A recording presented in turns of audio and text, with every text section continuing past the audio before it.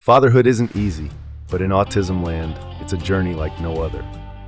Join Mark de Grasse as we explore the highs, lows, and everything in between of raising children on the autism spectrum. With real stories, practical advice, and a touch of humor, we're here to navigate this unique journey together. For dads navigating life on the autism spectrum, you're not alone.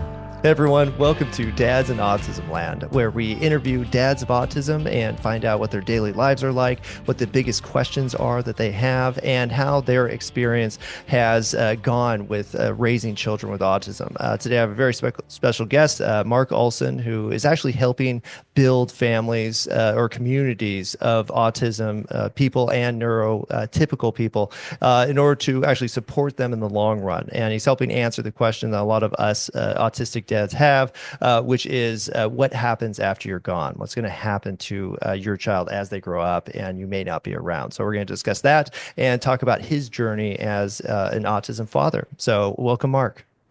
Thank you. Now, I did do some research online, and your story is fantastic. And again, it's funny because a lot of people ask me like, "Hey, what if you could do anything in the world, what would you do?" And my answer is usually like, "Oh, I would build a community for autism families." And you're actually doing that, so I was like, "This is the perfect guest." But I figure we kind of start with kind of just a brief of your experience as an autism father and how you got to where you're at today. Sure. When somebody asks what I do, the thing that I tell them, my first and most important job is I'm the father of two significantly developmentally disabled adult daughters, a 20-year-old and a 29-year-old. The 29-year-old her name is Lindsay, and my organization that I founded, LTO Ventures, LTO are her initials. So that's how we do that. We all name them after our kids. I adopted her at age 2 from Vietnam with an ex-wife. That happens. And she has stayed with me and now is a robust 29 years old, but she is very significantly impacted. My other daughter, Layla, comes to me courtesy of a marriage just under 6 years ago to a woman here in Bernie, Texas, where we now live. And so that's kind of how I got to that. But to your point, the magic question that every family asks, that was the question that everybody was asking me when I became an only parent in 2007, courtesy of a divorce. And my friends asked me that. They said, well, what's going to happen to Lindsay when you're not around? Like, I'm immortal. No, seriously, that's what I said. And I said, yeah, but I realized I probably should have a plan B, right? So I'm a former investigative reporter and a market development professional. So I just started digging into the issues and discovered a bunch of things, right? First thing is that there are way more individuals with intellectual developmental disabilities than a lot of people realize, 7.5 million in the US. Autism is probably the best known of the developmental disabilities at this point. Certainly got the best PR agency. But there's 50,000 kids turning into autistic adults every year. And where are they going to go? Right. So that while I started getting on airplanes, going around visiting places, realized that the waiting lists were years and years and years long. There weren't enough places, even though there are 300 intentional communities in existence around the US. And then also dug into the issues. Like, where's the money going to come from to pay for the people who are going to support my daughter? And that was a massively contentious issue. And I guess I never met a microphone or a fight I didn't want to be part of. And so I jumped into that, and we started influencing legislation and formed a nonprofit, developed a model, really literally out of like a 3 o'clock in the morning.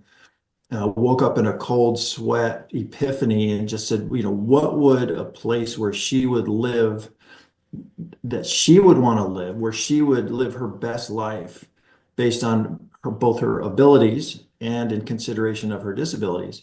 And we came up with a live, work, play model, wrote it down, built a website, recruited a board, formed a nonprofit, got out there, started, messaging, and in 2016, got invited to build it in Cincinnati, Ohio. Went out there to do that.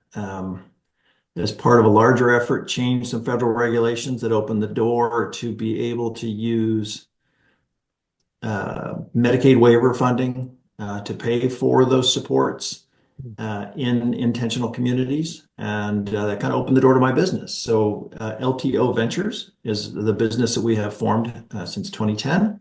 And it does three things. So we are building our own community in Bernie, which I'm happy to talk about. But we also provide paid consulting and project management services to other nonprofits to build their communities. And so we have worked on 15 or 16 around the country. We currently have four that we're working on, hoping to add another two here pretty quickly. They kind of cycle on and off as we, make them, we get them started and then teach them how to fly the nest. And then they go and operate on their own, which is exactly how it's supposed to go. And then the third piece of it is advocacy. So we're always fighting for the human and civil rights for adults with disabilities to live in the setting and manner of their choosing. And so we do a lot at a local, state, and federal level. Wow. So there you Yeah, go. that's a journey. It's amazing how you were able to take like, okay, I've identified the problem. What am I going to do about it? And you just took the ball and ran. And I think that's what a lot more people need to do. But unfortunately, with a lot of dads or single parents in the same issue, we've seen it where they just kind of end up on survival mode, where it's kind of like, well, my kid can't go to school, or the kids, get expelled, or maybe the parents are encouraged to do homeschooling, and then the parents are left just there with very little support. So it's amazing that you were able to take the situation that sounds pretty difficult, going through a divorce, unfortunately, and be able to just start going. Well, it's really interesting because the more I get into this, the more I meet these amazing parents who have gotten together and they've started their own project, right? So there's a lot of projects and they do them on their own. They're beautifully designed. They work great. And then there are others, sort of to your point, they want to do it, right? Their kids have all come up through the school together. They've come up through Special Olympics together. They've done, they've gotten the schooling that they're allowed to have between 18 and 22. And then it's like, oh my gosh, what are we going to do now? Right. And a bunch of them come to me, which is great. And then a bunch of them just kind of give up because it's really hard. Right. It's a mountain to get over. It just is. And but there's so much cool work being done. There's so many great, just innovative, brilliant families out there who've said we can't wait around for something that we got to make it happen ourselves, right? That's incredible. Now, just to touch on kind of the early days, because you said you adopted your daughter Lindsay when she was 2. Mhm. When did you start to, kind of see just the initial situation of she might be autistic or she might have a mental disability? Yeah, so I adopted my daughter from Vietnam. We had there's some reasons for that. Mostly, I don't care for U.S. adoption laws, and we wanted a girl. She already had a boy. We knew we wanted a girl. We tried to get into China, and that didn't work, and so then we went to Vietnam. We had a very thin medical dossier on her, so we knew there was probably orphanage delay because 2 is very old to come out of an orphanage, and so we kind of accepted that for a while, and then it just didn't get much better than that. She's 100% nonverbal, or some people prefer non-speaking. She can make a heck of a noise when she wants to, but there are no words, right? And so it just was okay. That's probably not an orphanage delay. That's probably something else. And at the time, we got a diagnosis. If it ended in the word axia, we got that diagnosis, right? And unfortunately, it wasn't until she was 11 that I got a real diagnosis of autism and intellectual disability. And what had become painfully obvious to us was epilepsy. And so we almost lost her a couple of times because of seizures. And then a couple of other things have kind of popped up as she and I have moved forward in our lives, which we deal with. And but it cracks me up because she's 4.5 feet tall, fully grown. She's cute as a bug. And if I need her to pass for 12, I can get her to pass for 12. But she's 29. And so that's always a fun thing on the playground when kids want to come play with her. And I went, okay, first you got to guess her age, you know, and they never get it. But she's bright, she's smart, and her critical thinking skills revealed themselves in very interesting ways. But she'll never be able to live independently. Oh, I actually mirror a lot of those things. Yeah, well, fortunately, not some of the physical disabilities or the epilepsy. My son is nonverbal as well, and but yeah, you see that. You see the intelligence there. You see, their thinking process, and even with some of the behaviors you see reflected of like how you are or how your spouse, was. In that regard, because I know you got divorced. Was that a cause of it? Was it the difficulties with say Lindsay, or just the handling the issues that you have to handle when you're going through that something like that? Let me put it this way. My ex-wife wanted a different lifestyle than the one that we were living, and that was her choice. I think it was the right choice. Um, I think it worked out for the best. There was no dispute that she would be with me all the Mm. time. And so, which I was absolutely thrilled that we didn't have to fight over that. And we've moved on with our respective lives.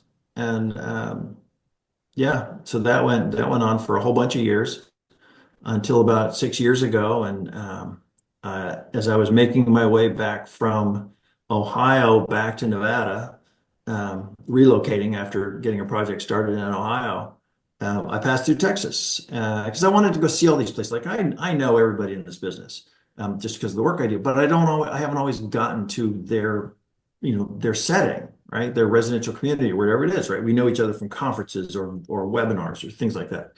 Um, and so I said, we're going to do this big old tour. It was a 15-day, 13 stop. She hated every minute of it tour um, of all these places. And the last stop before we jumped off to Arizona was Bernie.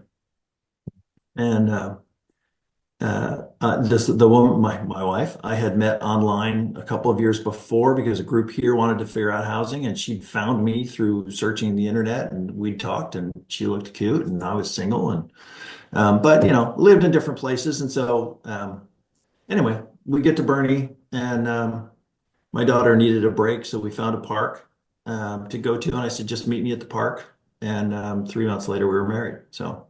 Wow. No, that's amazing. Well, and for you to take a 15-day journey, that's a while. But definitely worth it. It looks like you found your spot, which is incredible. Yeah, there were a lot of great, just so many great settings in the U.S. with really good people, but they're all maxed out. They've got years long waiting lists, but every single one you go to, you learn something, right? They've done something really creative or clever, and it's like I'm out harvesting ideas. Mm, I love that. Well, it's neat that you found communities because we actually that's why we're in Austin, Texas too, because we found that everybody's really accepting, and we never really felt, some of the awkwardness that people or the outright aggression that we saw in California, unfortunately, where I'm from, where it's like getting in yelling fights with people in a restaurant because my son's not being quiet enough. And so that's I'm glad you found here, which is incredible. Now the whole journey, because it sounds like you've done a ton of stuff. How do you think you yourself have changed from the experience of raising your daughters? Well, it's interesting. So I got married to my ex-wife. We knew we wanted another kid, and we couldn't have one on our own, and so we chose to adopt. Um, and I was doing PR work at the time, and it was all right, but I was making everybody else, millions and billions of dollars. And so we come to 2006 to 2008, the financial crisis. And at that time, I was working for a real estate investment company as their director of marketing, and we had yeah, we had a situation where the two principals had funneled off money out of the company into their own projects and couldn't pay it back, and they asked me to come help them to guide it back. And it ended up being the largest real estate bankruptcy in the history of Nevada. Um, I had to fire everybody, had to put those two guys in a separate office space. We went through restructuring, but with that came two death threats and eight suicide threats from our investors.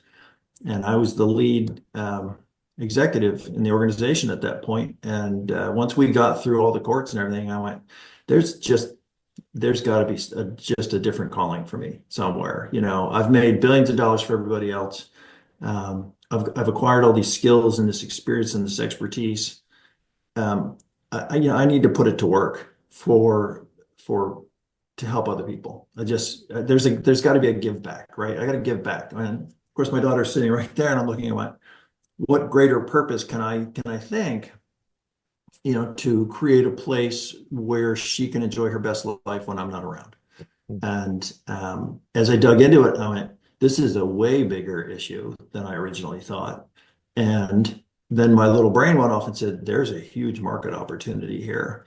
And so there's a business, right? There's a business here as well as a personal mission. And so dug into that, and I literally created everything from a blank sheet of paper where it is today. And just, you take on a project, you learn something from that. You take on the next project, you apply what you learned before, and then you learn new things. You just keep cycling. And then about 2 years ago, because I'd been here about 3.5 years, and I just kind of laid low to understand the politics of the state and what the issues are, who the players are, who I needed to be aligned with, who was going to help me, who was going to get in my way. So we decided to come up and become very visible in building our project here. And so it's all over our website, all of our conceptual site plans, and LTOVentures.org, by the way. Um, building those relationships, raising money, hunting for land, doing all that stuff to build our own. Because a friend of mine at one point, a couple of years or 3 years ago, had just said, it's all great that you're helping everybody else, but when are you going to get around to building your own? Right. And it's like, okay, you're right. Right. So that's what we spend about half our time doing now is building our own, but we're still helping everybody build theirs. I love that. Well, and I love how you're able to take your profession and tie it to, your passion essentially, which is helping your daughters. Now let's talk about the marketing, or let's say the networking component, because I think there are a lot of parents or people who want to maybe get into the well, not the profession of autism, but but supporting the community of autism and special needs. How did you start the process? Because you were in marketing, you knew how to network, and do all these business components, but kind of getting into that market space, what did that look like? Well, I kind of mentioned before, when I started researching this, I realized there were a bunch of communities that already existed, right? And there's no easy place to find them, right? There is a little bit easier now. There's a couple of websites where you can go to, but you really had to, what we call truffle pig it, you just kind of root around and, oh, there's a community. And, oh, there's one. Um, and the more I learned from that, and the more I was looking at my daughter and understanding her better and watching her grow, because at that point she's coming through her teenage years into her early 20s, and you and I both know as parents, there's a massive change that your kid goes through, whether they've got autism or not, right? They go from being a kid to a youth to a teen to an adult, right? And I just started putting the pieces together. And then, I had to figure out, all right, okay, if that would be a great place to live, how do we build it, right? How do we make that happen? Um, and there's no such thing as a stupid question.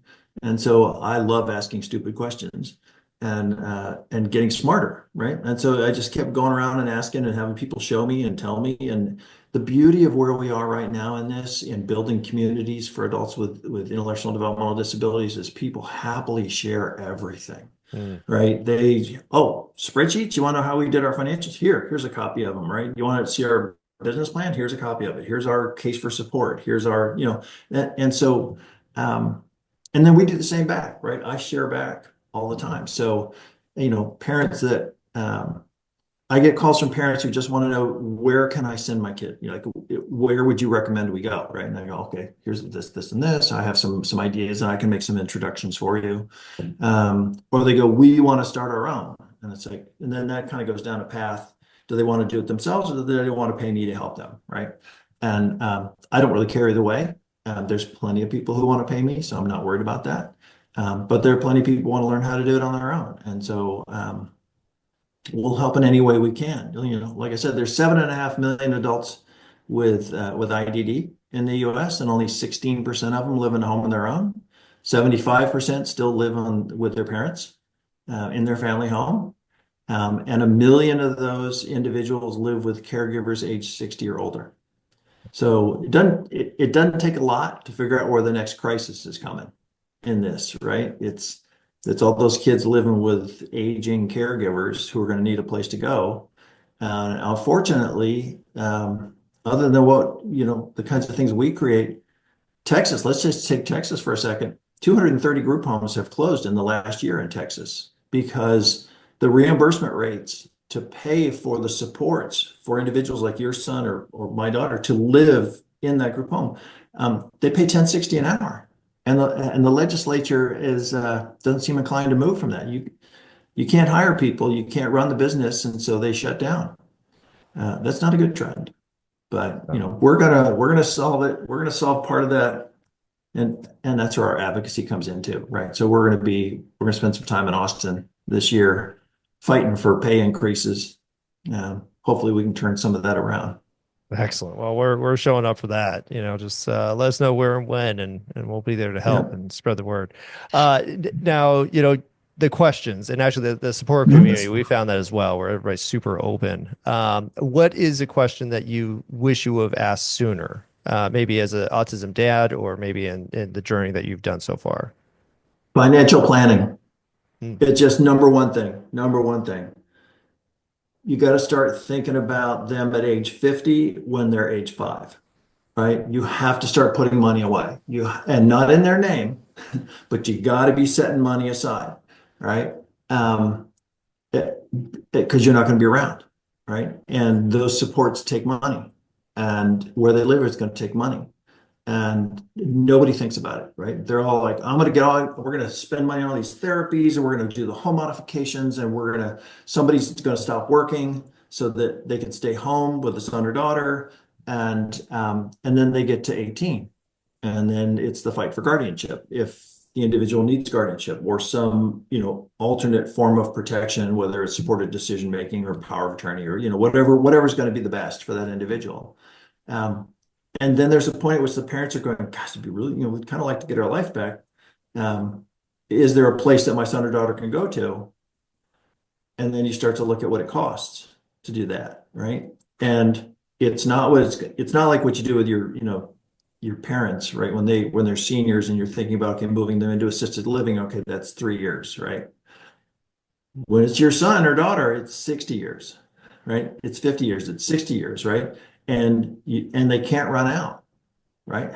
So financial planning for families has got to start as soon as they have a diagnosis, right? They literally should sit with a financial planner going, okay, we don't have any money today to do this, and we know that's going to be a problem, but we know it's going to be a worse problem 20 years from now. So what can we do now? And I wish I had done that back then. I mean, I've figured out a lot of the pieces. I've been fortunate enough to figure it out, but it would have been great if I'd been thinking about it, when I adopted her and actually done something about it. That's maybe my biggest regret in the process, is that I didn't do that. But, like I said, I've got a good financial planning team, good lawyers. We've put all that stuff together. We've put all the trust together. We've put all the paperwork together. We've got all the accounts, got all the trustees. We've got it all set up, except for the letter of intent. Yeah, That's my that's a big one. one. That's my one shortcoming right now. Um, but yeah, financial planning. Oh, that's huge. Well, yeah. Well, I'm not gonna say I got it figured out. I'm like, we talk about it all the time, but yeah, it's huge. I mean, even the concept of it, because these days I don't even think about retirement. I'm like, yeah, no, I don't think I'll ever stop until I'm gone. No, but I say, it's not, it's a couple things, right? So it's not just setting up the accounts and having the trust in place because you never know what day you're going to get hit by a bus, right? Yeah. But it's the insurance. I bought life insurance late. Buying life insurance late is really expensive, right? But if you buy it when you're young, whole life or universal life, something like that, it's way cheaper. Mm. And if it's whole life, it builds value over time. If it's universal life, there's all sorts of things that go with that. But you know, it, fixing this stuff late is expensive, right? Fixing it early, or at least trying to fix it early, is cheaper, and you just honestly, you can sleep a little better at night. Definitely. Well, and that kind of, the mental health side for the caretakers is enormous as well. I think a lot of people think that like, no, I'll just keep killing myself and, putting all that effort into the person you're caring for, and it's enormous. Do you have any advice there? Because you're obviously out there energetically fighting the good fight. That's gosh, that is just an ongoing challenge, and we have our good months and our bad months on that one. Um, but if you don't take a break, uh, you'll destroy yourself, right? And you'll get to 60, 70, 80 years old and going, gosh, I wish I had, you know, found more people to take care of that. So it's, again, financial planning, right? You got financial planning, you got the money to pay for people to come take care of your kids. Depending on the level of severity, it depends on who is going to be able to come in and help them is going to be different. My two daughters are very, very different. Um, it takes two different kinds of caregivers to take care of them. And really right now, the only break we get is when they go to camp. Hmm. And we're very fortunate to have that, and we take full advantage of it. Um, but yeah, you gotta give yourself that break. You gotta live a little bit of life in there as well. Because then, if you don't, your son or daughter doesn't benefit, right? Yeah, They it's they for them. feel it. They feel it when you're not happy, when you're stressed, and so you do yourself and them a favor by being as balanced as you can be. Oh, love that. Well, and it's a good experience for them too. We send our son to camp every year here in Oh Texas. yeah, Yeah, that's where my girls go. Yeah, oh, there you go. No, yeah, it's and I incredible. yeah, it is, and they just brought me onto the board of directors. So Oh wow, wow, that's the yeah, it's small world when you start getting yeah, into it. But yeah. love hearing that. And then we're also trying Camp Blessing. That's the next one. Okay, sure. Yep, Yeah. yep. Yes, they're here in Austin as well. Well, this has been fantastic, Mark. I think it's, your journey's been amazing. I think, everywhere it looks like you stepped up and took action, which could be really hard. I think it's easy to get bogged down in the difficulty of the situation. And a lot of people, instead of, going out to look for help, they tend to insulate themselves. Like, I don't want to be a bother to anybody. And it's good to see that there's people like you that are building these communities and really taking action to help them. So thank you for doing that. Well, thank you. I appreciate that. I did a thing with Autism Speaks many years ago, some big event in Las Vegas. We lived in Las Vegas, and they filmed us for some of it. And then they had us there live for it. And there were four families featured, and three of the families are like, "Oh, my life, our life was, traumatized, and we just thought the end was there for us when we got the diagnosis, and uh, we got it, and I said, all right, let's get to work. you know um, there's no it's my daughter's my daughter, right? So I got to be there for her, and me, crying about it ain't going to do anything. So let's get to work. And so that's kind of how I wake up every day is let's just get to work and make stuff happen. So Yes. No, that's a great perspective. And my wife definitely shares that because she was, as soon as it was like any kind of symptom, it was all right, time to do work. And I'm like, all right, I'll support you however I can. Let's get it done. But I love how you're connecting the communities and really showing people that all you have to do is open up and everybody will, step up to help you as long as you ask for it. So that's good to see. Where can people learn more about you and LTO? Well, we put everything on our website. So LTOventures.org. Also, we're on Facebook. I don't post as much there. I really put more on the website, but it's Facebook/LTO Ventures. Um, yeah, that's where you find out most. I put everything up there. You can go see renderings and conceptual site plans and floor plans and read about the Life Academy we want to launch in the fall of this year. And yeah. Oh, fantastic. And then, And and okay. I would be remiss if I didn't say, there is a donate button on there. We are a nonprofit. Hey, you're a marketer. You got Don't to ask, connect don't the get, dots. right? So true. Well, thank you so much, Mark. This has been very enlightening. I think your knowledge of the community and the resources available, and then the action that you've taken to actually help people do it. Because again, we know so many families just in this area that are asking themselves that question. I have one person in mind where I'm like gonna send her this episode like right after this, and yeah, no, it's just great to see that people are taking action.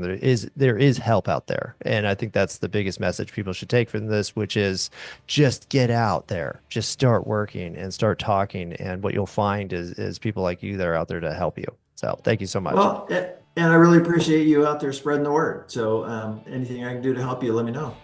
Will do. We're definitely going to be in touch. I have lots of questions for you outside of this as well. All right. Thank you so much for listening. This has been Dads in Autism Land, where we talk everything autism, fatherhood, and today we talk the financials that go behind long-term special needs. So for more information like this, please check out our website, dadsandautismland.com.